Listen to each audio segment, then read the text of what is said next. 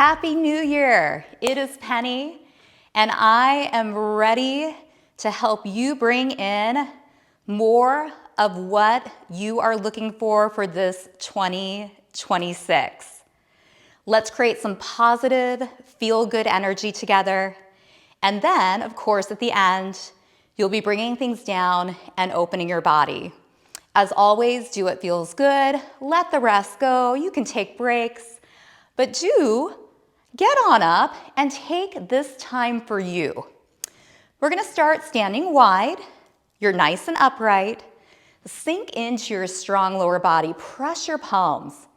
Notice how this engages your abdominals. Relax your shoulders, smile, and again, set out that intention to bring some good things in to your space for 2026. Nice and tall, we're gonna do a little down and up. Sit to stand. Waking up your entire body.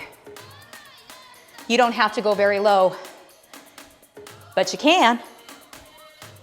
Ensure that your knees are in line with your toes, and you're moving through what I like to call feel-good range of motion.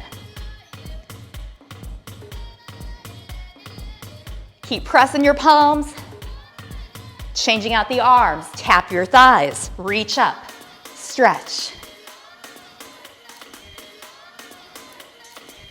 As you launch up evenly through both feet, think about giving your inner thighs and your tush a little extra squeeze. 2 more. Last one. Hold it. Firing up your core, opposite elbow to knee, alternate, cross. Get a little out. You got any distress? Anything you don't need to be carrying around? Moving your body. Excellent opportunity to get it out. I always say I am a much better person after I have moved. Couple more singles.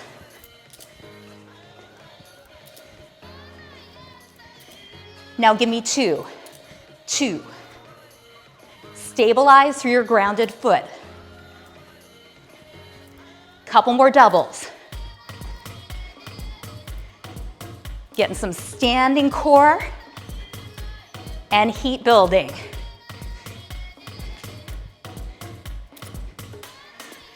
You ready? Let's try 4.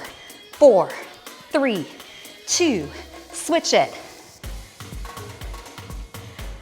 Again, 4, 3, 2, switch. One more round. 4, 3, 2, switch.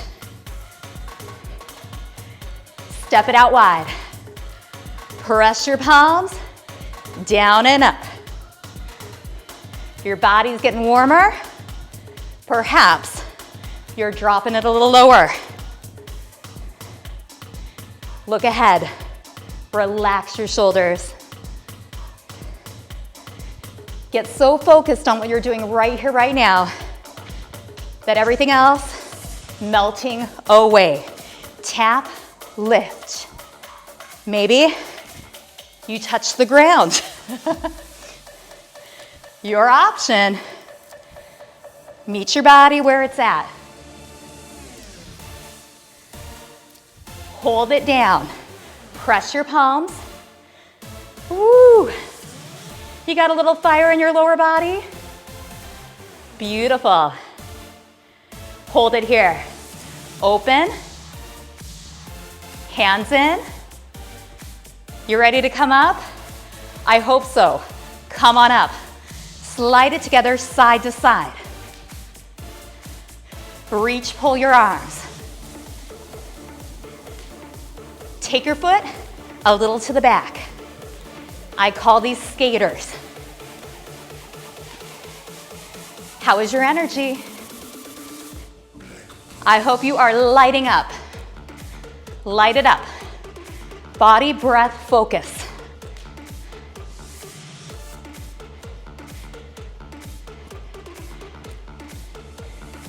Center up. Get tall. Alternate a side leg lift. Lift. Nice. Crown of your head directly up. Now the same thing, but take it back. Hip hinge forward. Feel yourself squeezing your tush, balancing on one foot, and then on the other. Now side to side. Take it back. Can you hold on to something? Absolutely, side to side. Office chairs work great as long as they're not rolling. Maybe your desk. Keep it going. Side. To the back. 2 more rounds.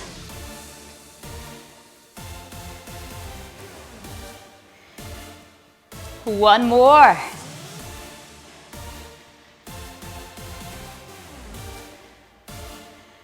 Jump rope, any way you like. So it could be low impact like me, one heel lifting. If you're feeling a little hop, I want you to get it, maybe high knees. You can move around a little right here. Again, energy building. Sending out those 26 intentions for good things to come your way. Let's skate. You're almost done. Build a little more heat for me. Go a little further side to side. Yes. Oh, it feels good. Just to have your energy flowing, yes?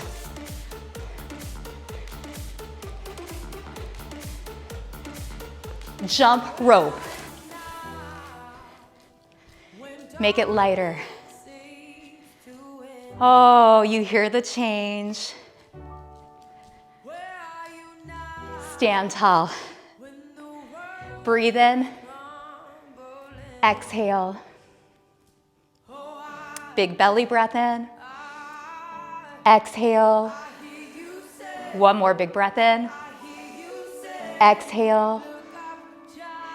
Feet wide. Soft rotations. You built the heat, created the wonderful energy. Now it's time to open your body. So you leave this movement break feeling better, physically, mentally, energetically, than when you started. That is my hope for you.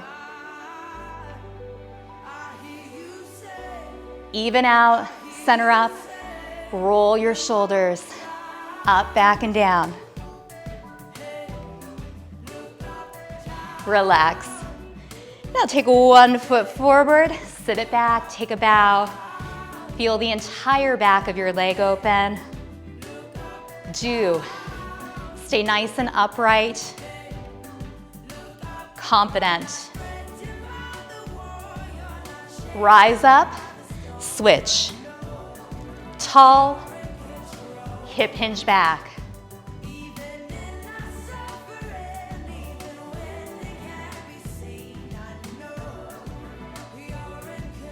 Come on up, get tall.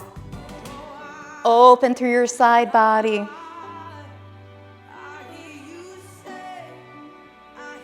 Switch. Oh, and do that a few times.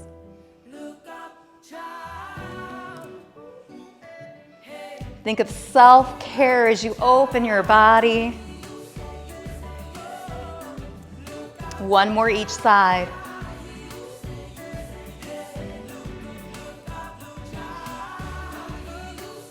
And relax. Now step back with one foot. Heel is lifted, your hip goes a little forward so you feel it right here. Elbows together. Or lace your fingers. Reach down, but open through your heart center.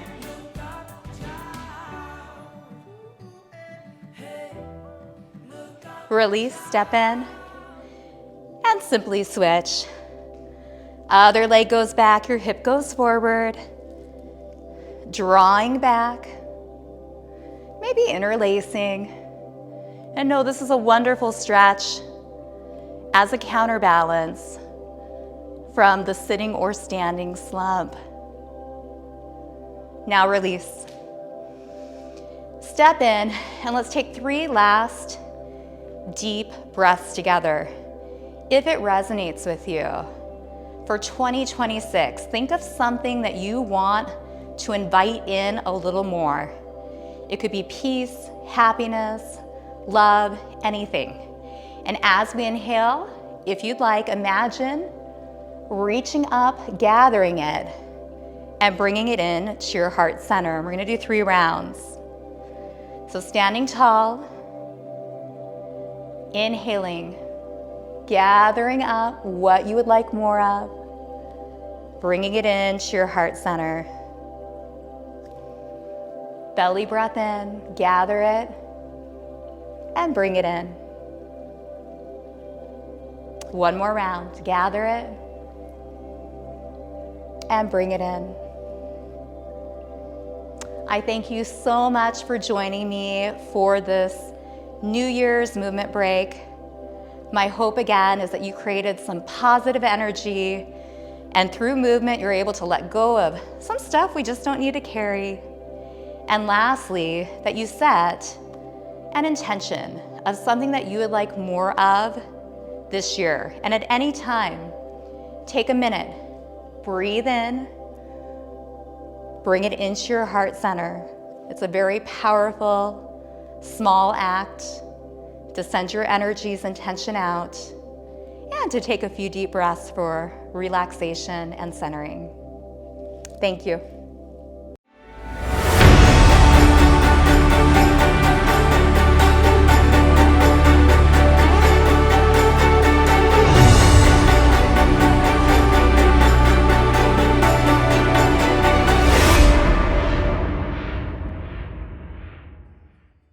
Hello and welcome to the first American Specialty Health All-Staff Meeting for 2026. I'm Jerome Bonham, Chief Technology Officer, and I'm excited to host today's meeting. As we kick off another year of hard work and innovation at ASH, it's important to stay focused on our mission. The American Specialty Health mission is to improve health outcomes, make healthcare affordable, and improve the member's experience. When we work together towards this mission, we provide quality programs and services that are well received by those we serve. So let's hear some of the latest feedback about the great work that you are doing. First, one of our network providers expressed their appreciation for our team that helped resolve their claims. They said, "You guys have stepped up and have helped me get these claims taken care of, and I really appreciate it." Next, Advocate Health had amazing things to say about the Active and Fit Direct program. They told us that the program was a perfect solution for their teammates and it aligns with their organizational goals. They also said, "We appreciate Active and Fit Direct responsiveness and collaborative approach. From co-branded marketing campaigns to seasonal promotions, they've worked hand in hand with us to drive engagement and deliver measurable impact. Together, we're not just offering a benefit, we're fostering a healthier, more active workforce."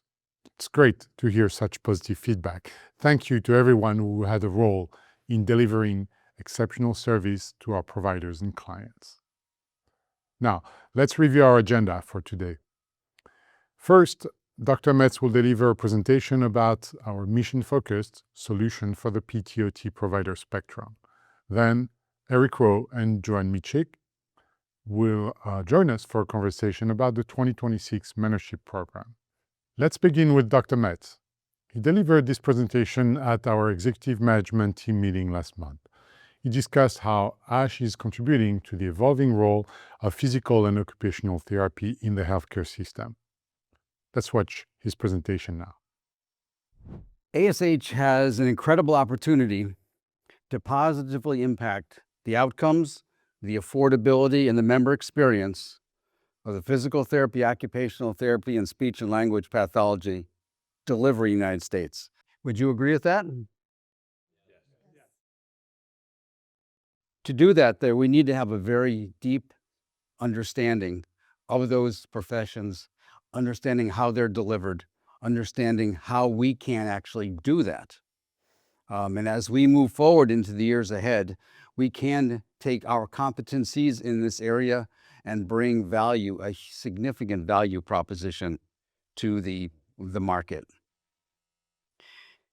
When we're done today, my short presentation, which is going to cover a lot of information and be far-ranging and touch on a bunch of things in these fields on purpose, I want you to stop and say, wow, well, that's kind of complex. Because I'm used to in my profession, something that's much narrower in clinical delivery, in the business models that deliver the disciplines that I've learned. In the physical therapy, occupational therapy, speech and language pathology disciplines, also known as in some realms as physical rehabilitation, there is a significant difference and breadth. And we've touched on, we all know that. Those of us who've worked on this know it. And we're going to go through some of that today to remind all of us of what we are working with in order to bring those improved outcomes, improved affordability, and improved member experience. So we're going to dig into this today. I'm going to do a brief overview of the professions. We're going to talk about organizational structures, locations, and delivery systems. How are these services delivered? What are some of the conditions that are treated? If you're not aware, we're going to talk about some things that you'd be surprised that these practitioners treat, and therefore we need to have guidelines for claim processing systems, credentialing protocols, information in promise and IHIS, et cetera, to manage this. What are the skills and training? Something we're learning as an organization about the specialties and subspecialties within these disciplines that we need to make sure we have available in our networks. So we're delivering the services patients need. And how are these services accessed? What are the referrals, outcomes, and impact that we can have? What are the programs today? And what might be programs in the future? So we're going to run through all of this in quick 30 minutes. Just give you a sense of, wow, that's a great opportunity. We need to align ourselves to make this happen. So let's start digging in. The first thing I want to touch on is, as I went through this and I thought of all the variables, the different specialties, the different places where these services are delivered, the different contracting models, you add all the permutations up and you come with almost over 2,500 different provider categories. You have physical therapists that work in this location, deliver this subspecialty of services, and then take that to another, that same provider in a different place and a different combination of services. You start adding all that up. It's not just a provider who typically works in a sole proprietor office working on one primary type of condition, which is what we're used to in chiropractic and acupuncture. It's a difference. My purpose today, one of the purposes, is to help you see the difference between what we're used to managing in chiropractic and acupuncture, which are a little more narrowly focused, and our PT, OT, and SLP, speech and language pathology practitioners, what they manage. Important, as I've mentioned earlier, when we're thinking about that breadth of practitioners that we're going to help bring to the market, is to keep things simple. Because it's easy to take a complex system and make it more complex. So we have the opportunity, and we're good at making things simple and organized. And that's something we as a group will work with our teams as we bring these forward to organize these systems in a way that's easy to access and delivers affordable care. Like this quote by Steve Jobs, that simple can be harder than complex. You have to work hard to get your thinking clean to make it simple. You think about that iPhone, many of us use them, or your smartphone. It appears simple. The interface is simple. The interface is easy to use. There's not a whole lot of simplicity behind that screen. It's a lot of complex circuits, chips, programming that makes that interface simple. So that's what we can do. It's how we take this entire block of providers that have this very complex system we're going to learn about and make it simple for people to interface with, just like those of us find our phones simple to interface with a very complex body of hardware behind it. So let's talk briefly about the background. Some of you have seen my presentation on this particular topic. Dr. Bjorner, I've written an extensive paper on this topic and currently about to publish it again with Johns Hopkins on the role of physical therapy in the U.S. healthcare system. Just want to touch on a couple of the underlying principles that we're seeing. In each of the professions that we're working with, there is very specific focus. These professions have a focus to advance their ability to deliver services. The physical therapy profession, which is led by the American Physical Therapy Association, has been really focused on developing its breadth and its depth and its ability to provide very wide-ranging services. The Department of Labor is looking at 14% growth over the next decade and still be having a shortage of providers. So how do we help organize providers in a way that actually delivers good quality care in an accessible way? The AOTA, the American Occupational Therapy Association, leads that profession and to continue to develop its infrastructure and develop direct access. We'll see in another slide in a minute that these professions really have come a long way in developing different ways of accessing these services. And the more the public becomes aware that I can call up and make an appointment with a PT or an OT, I don't have to go to my MD anymore, that will continue to drive value into those provider offices and the need for organizations like us to help members find providers and get good quality delivery from those providers. The continued growth in that profession over the next many years. If you look at ASHA, which is the Association of the Speech Language Profession, as well as audiologists. So we're not working in audiology right now, but that's part of that discipline. Clearly, they themselves, 241,000 members in this field, working to continue to expand their influence in the healthcare system. So an opportunity for us to help do that. There's a significant demand and increase in speech and language pathology, specifically due to the rise in autism and pervasive developmental delay in children. And speech and language is central to the delivery of services to that population. And then there's others. So those are the three major associations. There's other ways of delivering this physical rehabilitation for a variety of other organizations, bring practitioners into the market to help answer the question of musculoskeletal care. And we'll talk about that in just a minute. One of the interesting things about these professions is that unique to how these are delivered in the market is that each of these professions address a slightly different nuance to the patient's clinical needs. I thought it'd be helpful for you just to hear what the difference is. We all talk about these terms, these are providers, but what do they actually do that's different?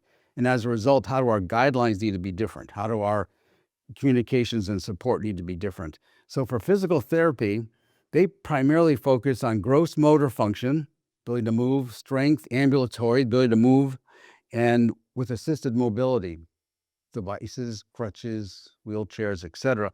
Occupational therapists focus on fine motor function, like how to use your fingers and your hand, which is a primary delivery for occupational therapists. Activities, daily living, functional capacity, and speech and language pathologists focus on cognition, motor production of speech, and swallowing. We often wonder, why is speech connected with PT? Because speech is actually a musculoskeletal function. It just happens to, instead of producing movement in a joint, it produces movement in the air. What do we call that? Sound. Right? Vocal cords, a skeletal structure, moved by muscles, controlled by the brain, same as your arm. It just, the movement that it creates is sound waves in the air instead of movement of a joint. But it's all in the same discipline because it requires the same types of skills to deliver those services. Okay, moving on, we have talked, this is a really important point to focus on, is the development of physical therapy is substantially influenced by the changes in guidelines across the healthcare system. And over the last decade and a half, there have been a variety of guidelines, over 25 guidelines published by non-PT, non-OT professions, medical professions, government agencies, and the like, who have identified that physical therapy should be a primary first-line intervention instead of surgery, instead of drugs, instead of other interventions. And as a result, these guidelines are starting to get picked up in the traditional medical establishment, where more patients are being encouraged to go to physical therapy, more patients are choosing to go to physical therapy. Patients with more severe conditions are going to physical therapy. And we're seeing this in our data. And we're doing a project right now with Milliman to actually document this and publish this for the market to understand this growth in the physical therapy discipline. One guideline that came out in about 2018 was through JCAHO. This is the Joint Commission on Accreditation of Healthcare Organizations. They accredit hospitals, large medical groups, and they had a guideline for the longest time that says you should ask a patient when they come in for an exam, do you have pain today? And that has become known as the fifth vital sign. Most of us who've been to a doc in the last few months, the last year or two, know that when the nurse walks in addition to taking your blood pressure, whether they ask, do you have any pain today? That's driven by this guideline. For the longest time, the response to that question by the physician would be sure you implement some pain management intervention, which was opioids or other kind of medication. That guideline was changed in 2018, where it says healthcare providers should actively assess and manage a patient's pain using a variety of non-medication strategies like physical therapy, relaxation, massage, acupuncture, all in our wheelhouse. And this is a guideline that drives every hospital in America, all large medical groups. So also going to impact the growth of physical therapy profession. We know that other factors that are increasing the demand for PT include aging, rising rates of chronic conditions like obesity and osteoarthritis. There's a pent-up demand for PT still. And there was a study just recently identifying that we think COVID's over. The tail from COVID in chronic illness is not. There continues to be this body of patients going through our population that have been impacted by how they managed or didn't manage their condition during the COVID epidemic. Increased awareness, which I talked about earlier, for the benefits of PT, successful outcomes, and growing access to PT services. So clearly there's a substantial demand and need for these services, but they need to be managed in an effective manner. So let's talk a little bit about how the organizations of these providers are organized. You'll see here that when we think about chiropractic and acupuncture, we're typically thinking about this group here, maybe small groups. This is what we've been used to managing. This is the list of all the different providers that we manage or engage with in some fashion when we think about PT, OT, and speech. Large regional groups, very large national group, large providers comprised of other providers and other brands, messenger model organizations, hospital outpatient PT clinics owned by the hospital outpatient PTs owned by a PT group. Tammy and team knows all about this.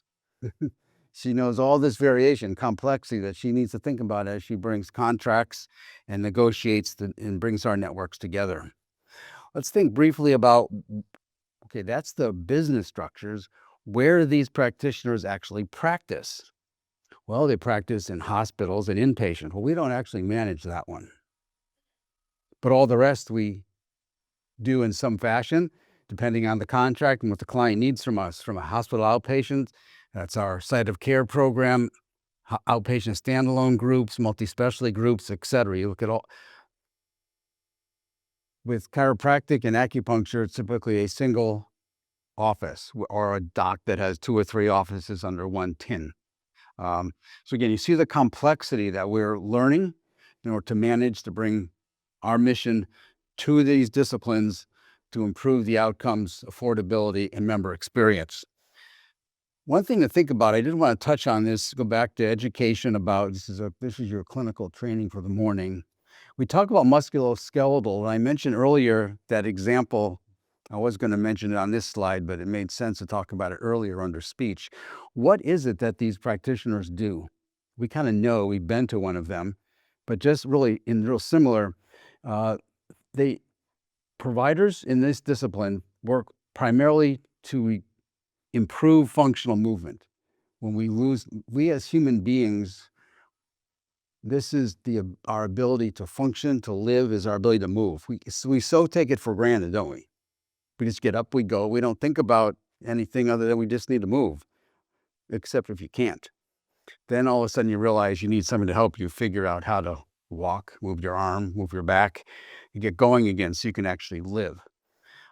So this functional movement is the ability to move and perform your activities of daily living and other things. It's easy to take for granted and requires no thought unless it's limited. We talk about musculoskeletal, as I mentioned earlier, this system that our providers manage, that we build guidelines for, that we review, that we support payment for, is a function of neuro, the brain and nerves, muscles, it's the musculo, and the skeletal system. So it's the cognition and nerve control. That's because if you move your muscle through that bone, that joint, that's not a function of your muscle. That's a function of your brain. And so we often forget about that neuro side, and that's a really big part of this discipline, is helping folks retrain brains, retrain nerve systems, as well as muscles and joints and bones. And that then results in this long list of different types of conditions that these practitioners manage, that we then provide support in that management system. If you look at all these different disciplines, physical therapy, occupational therapy, speech and language, those conditions result in providers who have a general practice awareness, or they might be a specialty. And there's a variety of different specialties and area of focus within each of these disciplines that providers have. And you can just take a moment and look at all of these: orthopedics, pediatric, neurodevelopmental, concussions, pelvic floor wound care, lymphedema, cardiopulmonary. In occupational therapy, arm and hand, we're very familiar with, but they're very involved with pediatric and pediatric neurodevelopmental conditions. Occupational therapy is very involved with low vision, folks that lose their vision and need help to know how to function in day-to-day life. Elder care, behavioral analysis, assistive devices, speech and language. Pediatrics, again, pediatric neurodevelopmental, neurological conditions. These are the patients, the conditions of patients that need our help, need our providers' assistance to recover their health. Now we think about access to these providers. Clearly, direct access is growing as the awareness in society around us becomes aware that it actually is possible.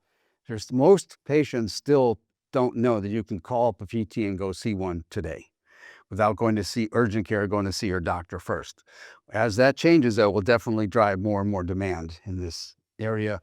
Clearly, referred access continues to be a primary delivery method for access, where a physician following surgery recommends a person pursue physical therapy, occupational therapy. Health plan case management can refer in, obviously, allied health, which is another access point. This image on the right is an example of a advertisement for a physical therapist. It would look like a chiropractor, but actually it's no referral, no problem. This is a physical therapy clinic up in Minnesota, but an example of direct access advertising, trying to get the awareness out there that this is a possibility. Another factor that we need to take into consideration regarding the complexity of the PT-OT speech space is the outcomes and impact of these disciplines on the cost of care and the delivery of care.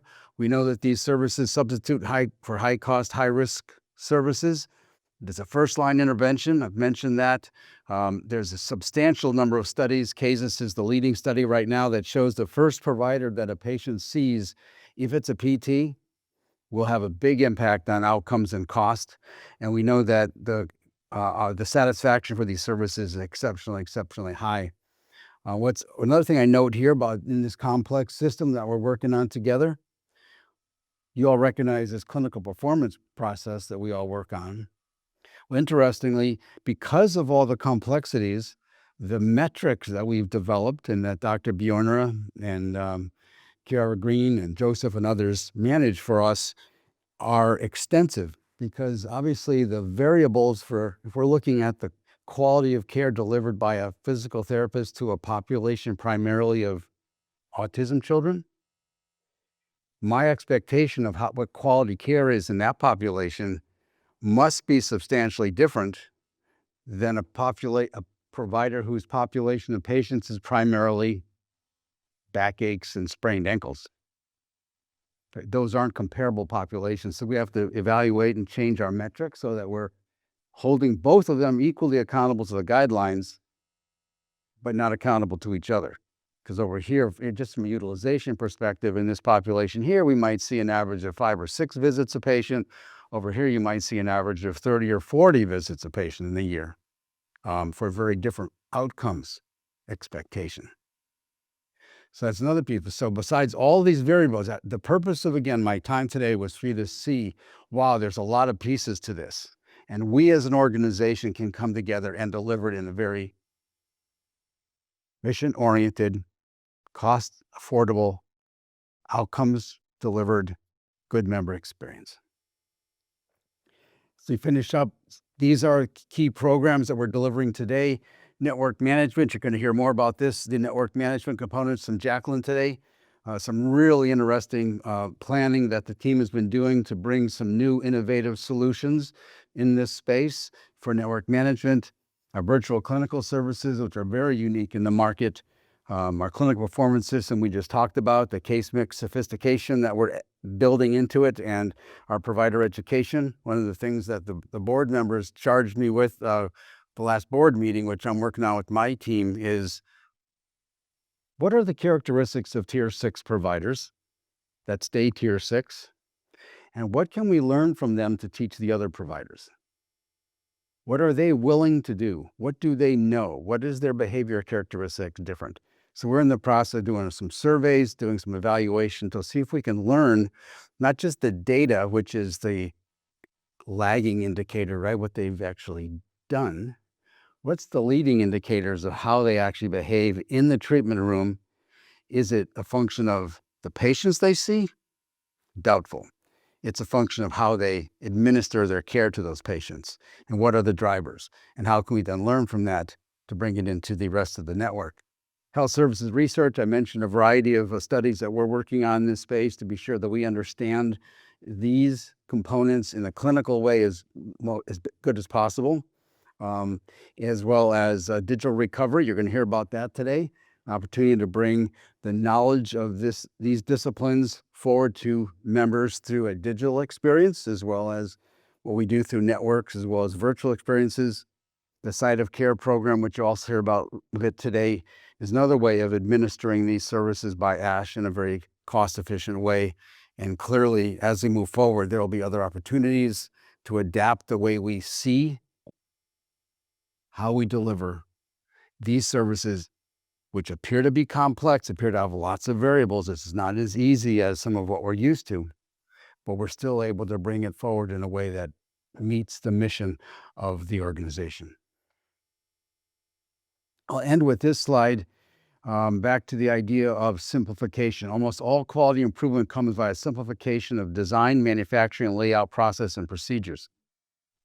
From Tom Peters. And clearly this is our goal, is to take all the complexity that we have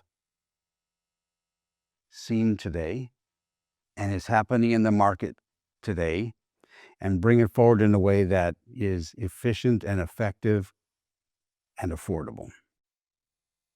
So hopefully that gives you a sense. I hope you do think a bit about, wow, that's a lot of stuff. That's a lot. That was my purpose today, was for you to say, wow, that's a lot. And we need to work together as we move forward ahead to simplify, organize, manage cost, manage the quality of care as we bring on new business opportunities because more and more clients are interested in our physical therapy program, and we can deliver a great result. So with that, thank you. I'll hand the podium over to our next presenter. Thank you. Thank you, Dr. Metz. Next, Eric Rowe and Joanne Michik will share information about our 2026 mentorship program. Thanks, Jerome. Hi, everyone. I'm Eric Rowe, Associate Director of Training and Development, and I'm here today to talk about the mentorship program. Now, if you're interested in enhancing your personal growth and professional development in 2026, this could very well be the program for you. The mentorship program connects participants with dedicated, experienced mentors who will support you by sharing expertise, offering wisdom, providing constructive feedback, and potentially open doors for you to new opportunities. Now, over the past few years, this program has cultivated a supportive environment that encourages continuous learning and skill enhancement. Joining me today is Joanne Michik, our Training and Development Program Specialist, who does an incredible job ensuring the mentorship program is not only successful, but allows participants to hear perspectives from employees who they may have limited to no contact with throughout the year. The thought, care, and attention to detail that Joanne puts towards the program has not only received numerous praise over the years, but our enrollment into the program has continued to increase year over year. Hi, Joanne. Thanks for joining me today, and thanks for all that you do here at ASH. Thank you so much, Eric. I enjoy all the careful planning that goes into the mentorship program, and I'm excited to share information on the 2026 program. That's great. Now, can you tell us a little bit about what the program entails? Certainly. The mentorship program is a structured collaboration in which experienced employees are paired to meet regularly with newer employees to provide them with guidance and support as they pursue their professional development goals. Each mentor has different things to share, and each mentee has different things they wish to learn. Every participant brings unique skills and perspectives, which makes each experience uniquely valuable. Oh, that's great. Now, will applications work the same way this year as they did last year? Yes, we'll be using the same application model from last year with separate mentor and mentee application rounds and separate training sessions. Also, returning mentors can easily reapply by completing a shorter application. And can you tell us about some of the benefits mentors and mentees may experience in the program? Mentors and mentees both share that they learned so much while participating in the program and that they appreciate the meaningful and productive connections they form. Mentors and mentees share stories about both work and life. They gain deeper knowledge and insights about different lines of business and build connections across ASH. Another one of the perks mentioned is getting a fresh outlook on their role within the company.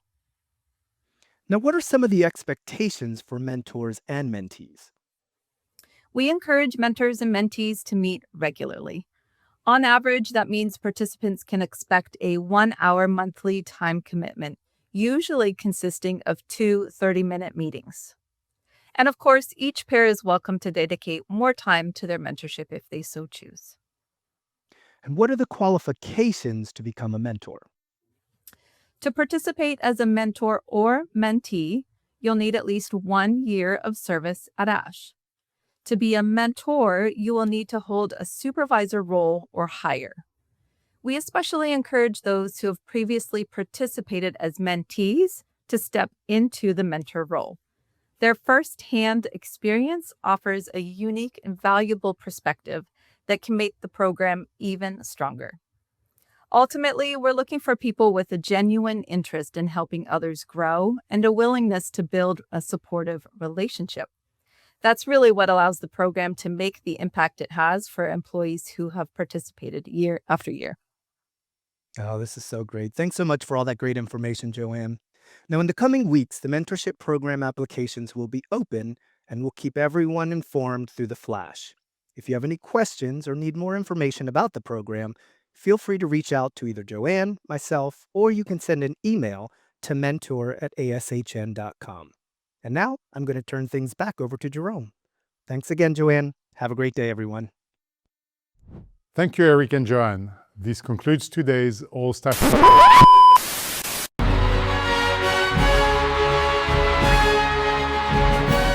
I'm your friendly reporter, Janie, on location, and I'm interrupting your regular programming to bring you some exciting news. The 2026 Ash Winter Wellness Olympics are here. Forget the slopes in Italy. The real action is happening at ASH. We've got a lineup that would make most Olympic athletes jealous. First up, join us tomorrow for the opening ceremonies as we light that Wellness Week torch and kick off the games in style. Then, since Monday is Martin Luther King Jr. Day, we'll skip to Tuesday for restorative yoga with Andrea. Because even Olympians need to relax, restore, and recover after a big training day on the ice or slopes. Wednesday brings DIY winter sports with Deb. No snow required, just creativity and maybe some tennis shoes. Join us on Thursday to learn how to make a recipe that will keep you fueled up for the Olympic events with a cooking class led by Elizabeth Thompson. And Friday, gold medal meditation with Penny. Cross the finish line in total zen. No photo finish needed. All classes will begin at 9 a.m. and 12 p.m. Pacific time, except the Friday classes, which will be at 10 a.m. and 12 p.m. Pacific time. Check your email or the flash to register now. Don't wait. The torch is lit and the podium is calling. Whether you go for gold or just enjoy the excitement of improving your health, we're glad to be part of your wellness journey. Let the Ash Winter Wellness Games begin. Now, back to our regularly scheduled programming. Staff meeting. Thank you all for joining us. Please stay tuned for a brief closing video to see the goals our teammates will be working towards in 2026.